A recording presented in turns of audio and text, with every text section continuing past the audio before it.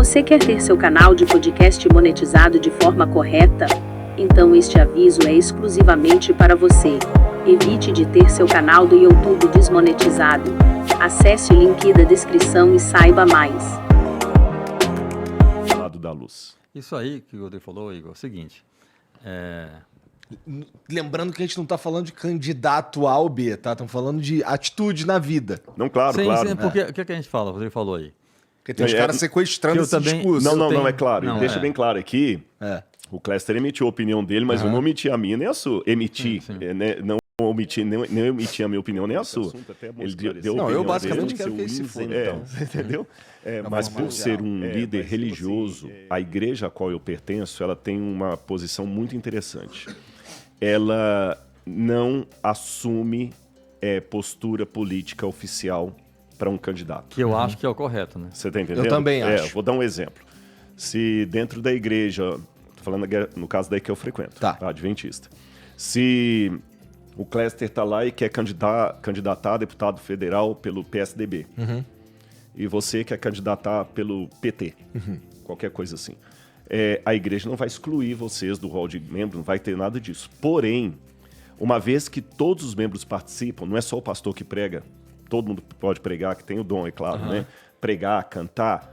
A partir do momento que vocês dois registraram a candidatura de vocês, daquela data em diante, vocês não podem passar a lição de escola sabatina, não podem pregar, não podem dar discurso, não podem usar o nome da igreja. Pô, legal demais, cara. Por quê? Perfeito, Porque seria uma coisa muito estranha. Por que eu vou dar o púlpito para ele e ele vai fazer campanha política? E não vou dar o púlpito para você. Você tá entendendo? Pra eu poder fazer também.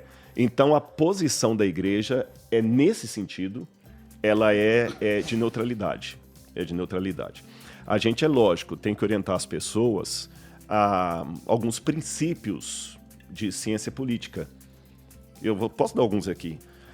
Eu não voto por partido, é bom votar por candidato. Eu também, mesma coisa. Você está entendendo? Não voto por partido, é bom votar por candidato. Veja a postura que cada um está tomando, o que está mais condizente com aquilo que você acredita, com aquilo que você não acredita, etc, etc.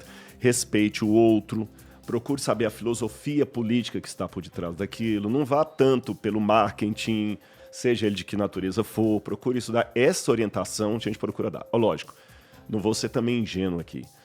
São 2 milhões de adventistas no Brasil. Eu vou dizer que todo mundo segue fielmente o que eu estou falando? Seria muita estupidez minha. Pode ser que eu estou falando isso e alguém fala assim, mas eu conheci uma igreja em tal lugar que o vereador tal foi lá na igreja e falou. Pode acontecer, mas oficialmente está errado. Tá certo? Está errado. E eu acho que a gente tem que aprender a conviver com as diferenças. Né? Conviver com as diferenças. Eu acho que qualquer rotulação ou generalização de grupos, de partido, ela pode cair para estupidez. Você está entendendo? E termino a minha fala sobre isso aqui colocando um princípio bíblico. Eu tenho meu candidato. Mas se o outro ganhar, eu tenho a obrigação bíblica, isso é bíblico, de respeitar quem está no poder e ser um bom cidadão a despeito de quem está no poder. Pela Bíblia, eu só tenho um direito de desobedecer o governo. É bíblico isso aqui. O dia que o governo impuser uma lei que vá contra um princípio bíblico que eu acredito. Por exemplo, se o governo amanhã instituir que todo mundo vai ter que adorar uma imagem de escultura dele mesmo, quem não fizer isso vai ser morto, então eu vou ser morto. Tá certo? Agora, se o governo instituir que o imposto de renda vai ser dobrado, biblicamente eu tenho que obedecer. Jesus falou, dai a César o que é de César. Não tem escolha, né? Mas tem não, tem. Então, tem a sonegação. Mas aí... dai a César o que é de César e a Deus o que é de Deus. E Pedro falou, respeitem as autoridades constituídas. E quando Pedro escreveu isso, sabe quem que era a autoridade constituída? Nero. E Nero, ele foi o segundo pior imperador de Roma, só perdeu para Calígula. Mas note-se que respeitar a autoridade não quer dizer você apoiar, né? Nem concordar com o que a autoridade fala, né? Tem coisas que a gente não tem escolha. Se o presidente for eleito, quem for agora presidente próximo, eu gostando ou não, eu vou ter de me submeter às decisões dele. Por mais que eu abomine ou rejeite, eu particularmente, assim, sem querer entrar em polêmica, respeitando as posições de cada um e tudo mais, quer A seja minha, o eu sou Bolsonaro- isentão mesmo, eu sou neutro, eu não fosse voto desde 2012. O Bolsonaro ou o Lula que estivesse no poder, eu, Rodrigo, não estou aplicando para você, não. Eu jamais viria a público para xingar de safado, sem vergonha, qualquer coisa. Isso eu faço. Na minha posição, eu escolho mesmo. na minha posição, eu tenho que ensinar o respeito à autoridade, sabe? É bíblico. Se ele está lá, porque Deus deixou. E é lógico, isso não significa que você vai aceitar tudo passivamente e tudo mais, mas eu acho que o problema da política hoje, Cléster, é justamente esse. As pessoas estão xingando tanto umas às outras que a gente não tá perdendo o principal. Qual é a pauta política e o processo? Acho que esse é o ponto que a gente tem que... Xingar as pessoas, eu não faço, eu não xingo as pessoas. Mas eu até tenho... Não, nem falei pra vocês, Eu não. sei, eu sei, é porque a gente já não, tá vendo muito xingamento. Ele falou que ia te dar esse porra aqui ao vivo. Olhando pra mim. Aí, mas o que acontece, cara? Eu, até como jornalista e cidadão, eu até tenho tentado, assim, amenizar um pouco, mas tem coisas que você vê, que você viu a vida inteira, não dá pra você ver coisas e sabe assim, ele é feio, menino malvado. Cara, sabe assim, velho, alguém que vier falar hoje, que acredita, por exemplo, que o Lula é honesto, não faça isso, né?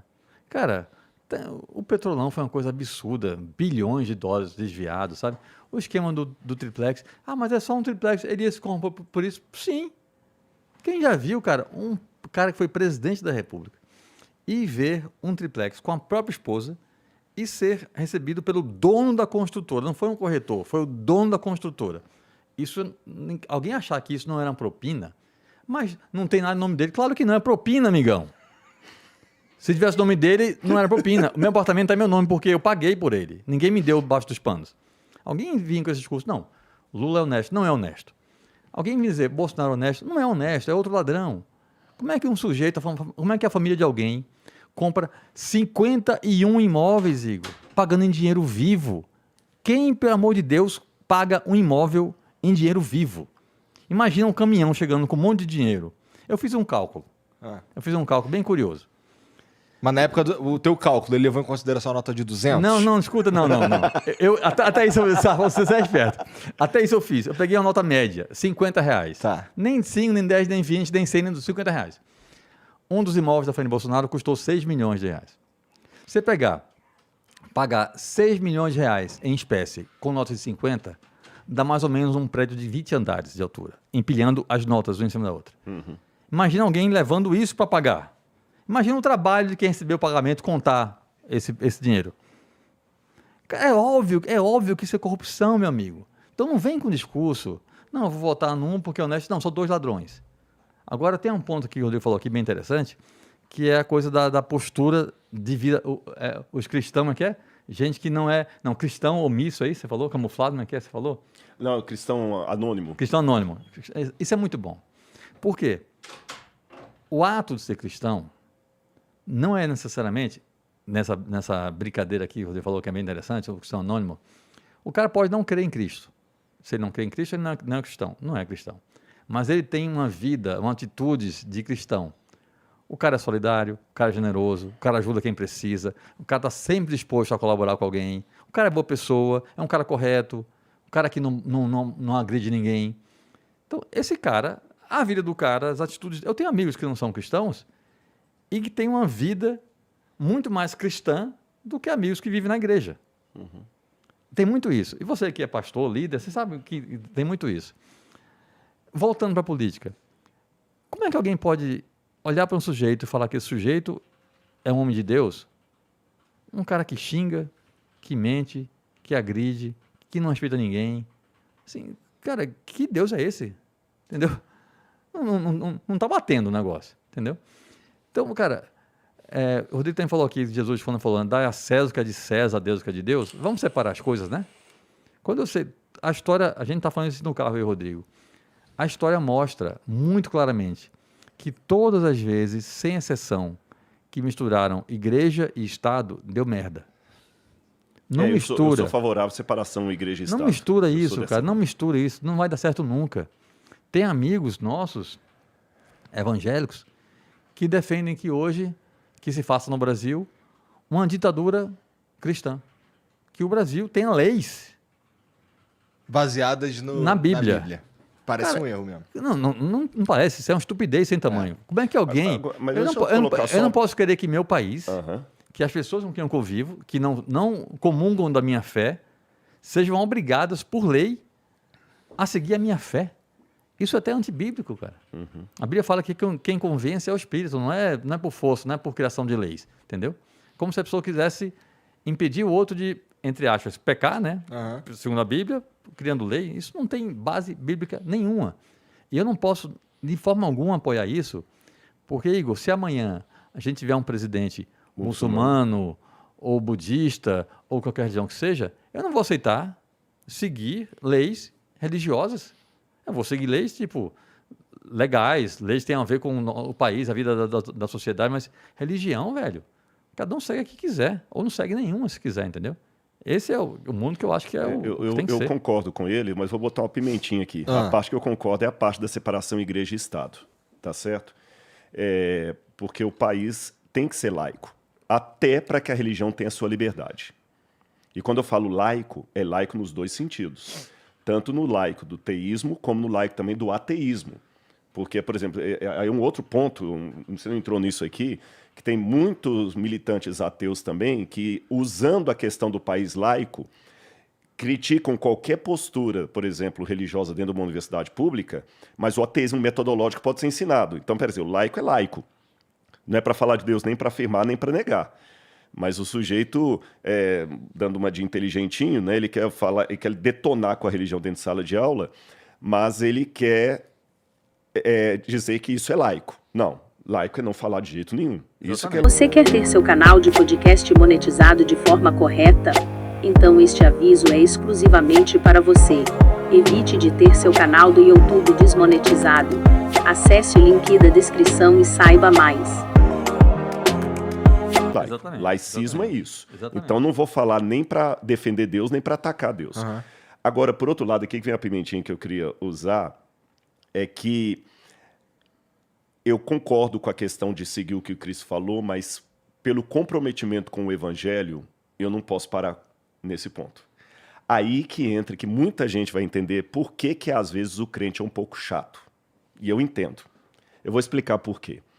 Se o que o Evangelho falou, Igor, é verdade, é uma coisa tão importante que eu seria o seu pior inimigo se eu não contasse aquilo. Você entendeu? Lembra aquela menininha que salvou não sei quantas pessoas na praia lá quando teve aquele tsunami? Eu esqueci agora o nome. Não, tô por fora.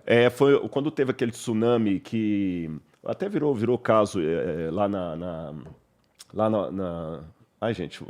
Oi? Eu vou lembrar o nome aqui. Eu sei que virou filme? Virou filme, inclusive. Tá.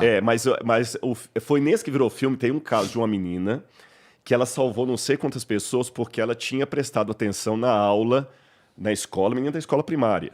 E a professora tinha ensinado sobre os tsunamis de geografia. E quando o tsunami vem, a água recua. E quando a menininha estava brincando com o pai lá, que a água recuou, ela lembrou da aula da professora e começou a gritar para todo mundo sair da praia. Eu sabia. Não é isso? Oi? Na Tailândia. E aí muita gente ouviu a menininha e saiu. E outros que não ouviram se lascaram. Aquela menininha pareceu uma louca, porque a praia recuou. Puxa, que oportunidade legal ver estrelas e tudo mais. Olha, pode até lá. E a menina começa a gritar para sair, mas é porque ela tinha uma informação que se ela não desse, ia custar a vida de todo mundo. Então vamos ser coerentes.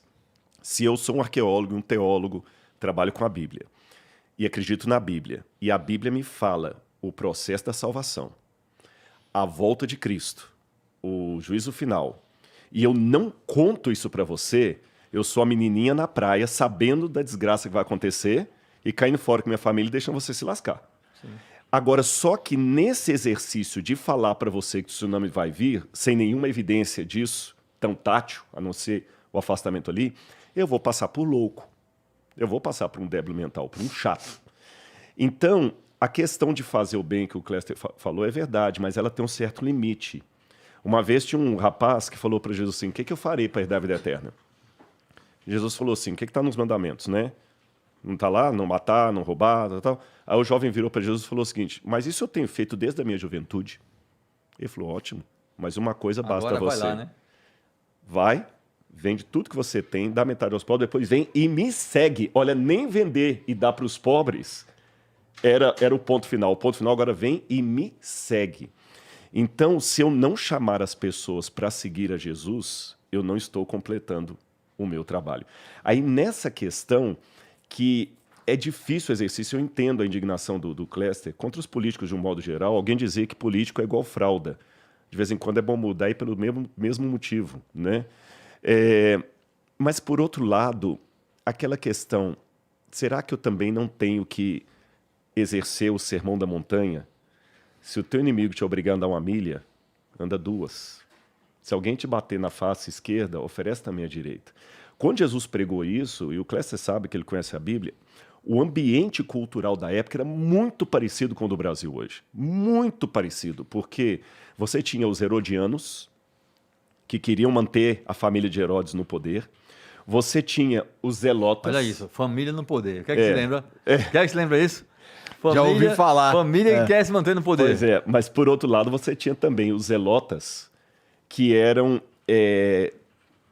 Agora vai ficar parecendo que estou jogando indireto para o outro lado. Os zelotas eram quase como se fossem grupos de sindicalistas, porque é isso mesmo. É isso só mesmo. ler Flávio José. É sempre assim. Era dos pesqueiros e tudo mais, que queriam, com a espada, expulsar Roma de lá e tirar os herodianos. Você tinha os fariseus, que era o partido meio lá, meio cá. Estava tudo muito dividido. E os romanos tinham, entre várias regras, por exemplo, aqui, se você estivesse andando, você é um judeu, eu sou romano, eu, por lei, posso obrigar você a andar carregando a minha mochila por 1 milha. Eu podia obrigar isso. Fora os impostos que eram... Nossa, muita coisa. Roma ia lá, muita gente cresceu. Eu estou escrevendo um livro sobre Maria Madalena, e a história de Maria Madalena, onde Maria Madalena foi criada ali em Magdala, em frente você tem a parede do Monte do Arbel, onde Herodes mandou matar muitos judeus. Muitos. Ela cresceu naquele ambiente ali. Era um poço, sabe, para explodir. Aí vem Jesus, que diz que é o Messias, e fala assim, devemos dar tributo a César? Todo mundo estava esperando assim, que ele fosse quebrar o pau. Daí ele falou assim, não, dai a César o que é de César e a Deus o que é de Deus. O templo de Jerusalém está corrompido. Pedro, vai lá e dá a oferta do templo por mim e por ti. E no Sermão da Montanha, ele virou e falou, se o teu inimigo te obrigar a andar 1 milha, anda 2. Se o teu olho esquerdo te faz pecar e ir para o inferno, arranca o olho e vai para o céu. É lógico, é uma figura de linguagem.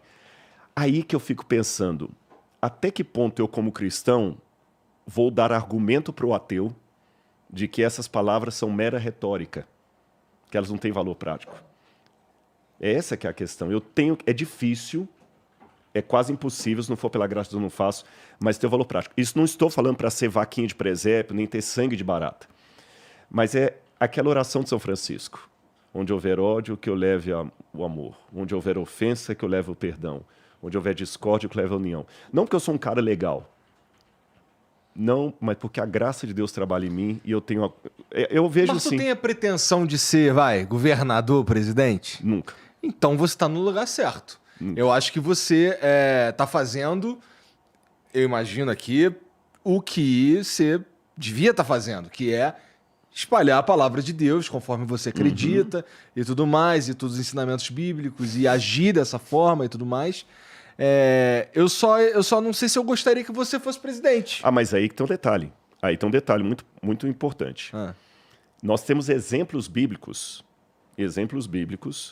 de homens de Deus comprometidos com a religião mais do que eu, que foram ministros de Estado, o profeta Daniel, por exemplo, José do Egito, que é uma história bonita que está no Gênesis, e eles deixaram um excelente papel ali. E eu vou responder a pergunta que você não fez diretamente. E se eu fosse presidente? Eu ia lembrar que eu não seria presidente dos Adventistas do Sétimo Dia, sou presidente do Brasil. Então eu tenho a minha convicção religiosa por um lado e tenho a minha obrigação como presidente do outro. Não é que eu estou negando os meus princípios, mas eu posso explicar de maneira muito clara. Não precisa dar o exemplo como presidente, não. Eu, por exemplo, se eu fosse um psicólogo, um psicólogo. Eu tenho as minhas convicções que aquele camarada ele está errado. Mas eu tenho que deixar ele descobrir isso. Eu não posso enfiar a goela abaixo. Se eu for um médico, vou dar um exemplo que vai caber para mim, para vocês vocês dois estão sentados aqui. Todos nós aqui somos contra o estupro. Concordam? Vocês são Com contra o certeza. estupro? Eu também sou. Mas, e se nós fôssemos médicos e fizéssemos o voto de Hipócrates, de salvar a vida, seja ela qual for, e o estuprador chegou baleado no hospital? Tem que Tem salvar. que o cara. salvar. Então, eu como Salva, manda pro Pessoa, presídio e avisa. Ó, ele tá aí, eu preso, como foi pessoa, estuprador. eu como homem, ser humano, nem estou colocando religião, estou colocando uma questão filosófica. Minha vontade é trucidar aquele camarada lá e deixar ele morrer, fazer a cirurgia sem dar anestesia pro Pô, cara. então deixa eu piorar, Rodrigo. Mas como eu fiz o juramento de Hipócrates, eu vou deixar. Como eu fiz o juramento de Hipócrates, naquela hora, não é o pai de uma menina de 16 anos, da mesma idade que ele violentou, não é esse que está ali. É o médico. Então ali eu tenho que agir como médico. E como médico tem que curar o E sujeito. se for tua filha? Aí fodeu, hein? De mim mesmo, eu nunca vou conseguir fazer isso. É. Mas por ele a gente consegue. Tem uma situação. Uma vez que eu vim aqui, eu pus alguma coisinha. O vídeo não dá para colocar, senão o YouTube vai derrubar. É uma pena. Mas acho que eu não vou cometer nenhum pecado em sugerir o pessoal para procurar isso na internet. Procurem sobre o assassino de Green River. O assassino de Green River. Procura no YouTube, tá bom? Até onde eu saiba, sociopatas e psicopatas não têm sentimento. Acho que não estou falando nenhuma asneira aqui, todo mundo sabe disso. E esse psicopata de Green River, ele matou mais de 40 mulheres. Daria quase um livro. E quando ele estava ali, eles prenderam o sujeito, e você sabe que lá na América tem essa questão de levar a vítima para o Júri popular. júri popular e as pessoas podem enfrentar. Aham. Então tem vários vídeos das pessoas falando assim, você deve morrer no inferno. A mulher estava até cuspindo aqui. Eu odeio você, se eu pudesse eu picava você, te ódio, você é um monstro. Aí outro fala assim, ela era minha filha, você acabou. E, não, cada um, e ele olhando assim com um olhar Bem frio, né? o frio, e o único sentimento que ele esboçava, além da frieza, era o desdém. Sabe a ironia? Aquele camarada que você fala. Aí chegou um senhor de suspensório, assim, uma barba grande, e falou assim, vou lembrar o nome dele aqui agora, o senhor tornou minha vida muito difícil, embargando a voz. Eu sou um cristão. E o senhor está me obrigando a colocar em prática o mandamento mais difícil que Jesus me deu, que é o de perdoar. Eu sei que essas pessoas aqui odeiam o Senhor. Mas pelo que o meu mestre mandou, apesar do que o Senhor fez com a minha filha, eu perdoo o Senhor. Sinta-se perdoado. You are forgiven. Naquele momento, contrariando todos os prognósticos que dão de sociopata, O cara chorou. ele chorou. Agora, eu termino essa resposta dizendo assim, o Rodrigo tem condição de fazer como aquele pai? Não, nem aquele pai não tem. Mas entra uma coisa que eu não conseguiria explicar aqui no Flow, Igor. Mas eu consigo convidar as pessoas a experimentarem. A graça de Deus capacita você a fazer coisas que o velho homem não faz. Não me peça explicação. Você pode até perguntar ou falar, não sei. É como essa bebida não alcoólica. Importante lembrar. É importante lembrar, porque tem sempre o chatinho de plantão. Eu vi colocando vodka ali dentro. Olha lá, Não né? quis Tá vendo? denunciar, mas colocaram vodka. Eu vou contar como é que eles te torturaram lá, viu? Tá vendo aí? O cara trai você. Não, ajuda. você viu a história do anel, né? Mas falando sério agora. Viu que tem vodka? Viu? Viu já como é que ele tá? lá, Já é ó. feito do álcool isso aí. Tá vendo? Mas falando sério, eu posso tentar explicar o gosto dessa bebida aqui, eu não vou conseguir. Eu posso falar assim, ela é legal, ela tem um gosto parecido com isso, mas não dá. Agora eu posso convidar você. Experimente. Você está entendendo? Então a graça é a mesma coisa. Eu posso tentar dar uma aula dela aqui com PowerPoint, quadro e toda a didática. Mas é como um sabor, você precisa sentir. Sentir. E quando você sente, pode acreditar. Você faz coisas que você duvidaria. E eu nunca tive que perdoar nenhum assassino de minha filha, mas já tive que soltar algumas pessoas, sabe? E sabe o que é pior do que perdoar o assassino da sua filha? É se sentir perdoado quando você causou mal para alguém. Quando você é o pai enlutado, não menosprezando a dor, é mais fácil, porque todo mundo vem te consolar. Você é a vítima. Agora, e quando você é o cara que bebeu mais do que deveria e dirigiu e por estar embriagado, matou uma criança de 5 anos? Como é que você se perdoa? E a graça ela é tão maravilhosa que ela me dá o poder de perdoar e de me sentir perdoado por ele. Parece complicado mesmo. Mas, pô, imagina. Já que a gente tava falando Tá voltando à questão de ser presidente. Mas você entendeu o lance? Entendi. Eu não entendi nada que ele falou agora. Minha avó.